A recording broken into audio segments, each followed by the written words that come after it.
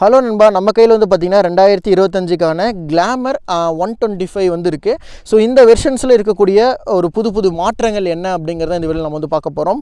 ஒரு ஃபஸ்ட்டு சேஞ்சாக நீங்கள் இந்த வண்டியில் வந்து பார்க்கலாம், ஒரு நியூ ஃபுல் எல்இடி ஹெட்லாம்ப்ஸ் வந்து கொடுத்துருக்காங்க வித் டூயல் ப்ரொஜெக்டர் ஹெட்லைட்டோட.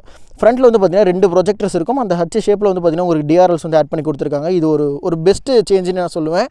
ரெண்டாவது, இந்த வண்டியில் ஐபிஎஸ் பிரேக்கிங் சிஸ்டம் கொடுத்துருக்காங்க.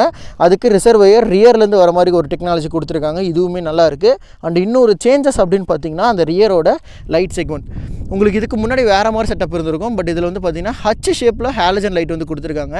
இதோட டிசைன்ஸ் ரொம்பவே பார்க்க நல்லா இருக்குது. அண்ட் அப்பியரன்ஸுமே சூப்பராக வந்து பண்ணியிருக்காங்க.